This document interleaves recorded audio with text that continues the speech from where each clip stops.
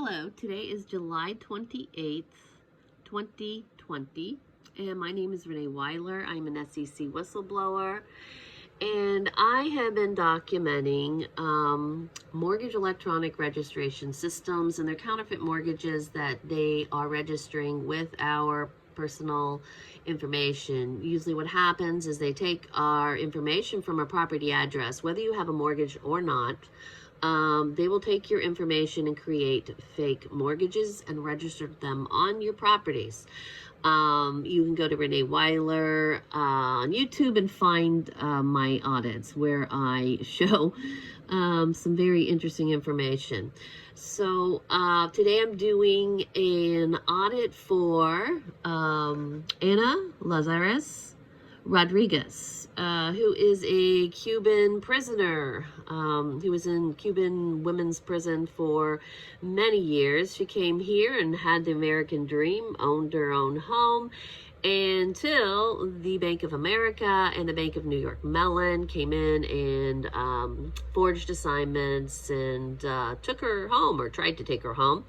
She's being represented now by former Miami-Dade prosecutor Bruce Jacobs, and he's doing a wonderful job of documenting these attorneys that come into court time and time again for the Bank of New York Mellon and Bank of America and lie to the courts to steal properties. I am a former mortgage broker. I do have a loan that I did not endorse the note. I was told it wasn't necessary by my title attorneys and by my bank, saying, oh, no, you don't have to endorse the note when it closes in the name of my company. So I do have an FBI investigation involving a home in Cedar, Michigan, where the banks forged all kinds of documents to steal the home.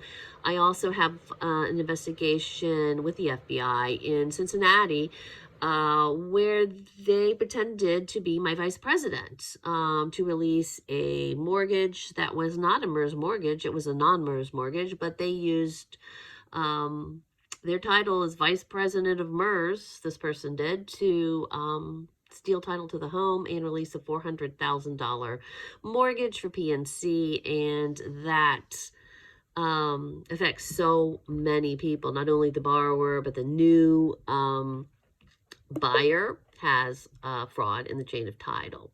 So with that background, we're going to be taking a look at MERS Servicer ID. We've gone into the MERS database. We're looking for Anna's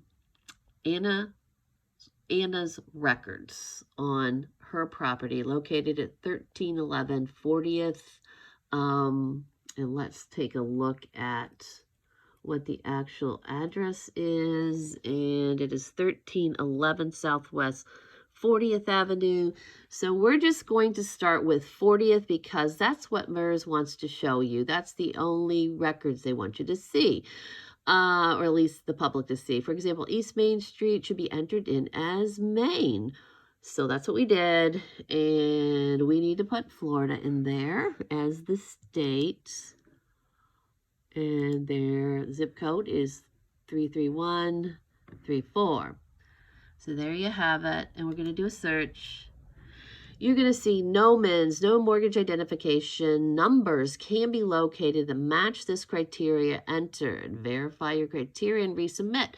Okay, we're going to resubmit this, but we're going to tweak it with an address version, a different version of the address, because that's where I usually can find the concealed mortgages.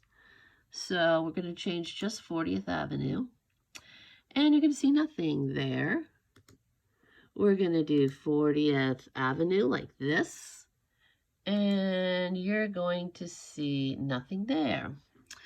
Because it's the address has a directional in there, southwest, we're going to enter that because that's where I usually find the concealed records that MERS does not want the public to see. You do have to know the algorithm to be able to access these hidden records. There you have it. So we have 3 records that they don't want the public to see, and all are paid off or inactive.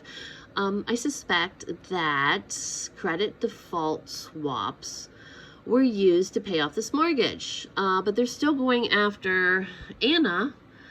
And I believe Bank of America is the criminal banking entity that is perpetrating this fraud. You can see the note date, and it's inactive. You can also see Homecomings and Wells Fargo. Don't know how those relate to it. That might have been a previous owner. We don't know, but granted, these records are hidden from the public because they do not want you to see this.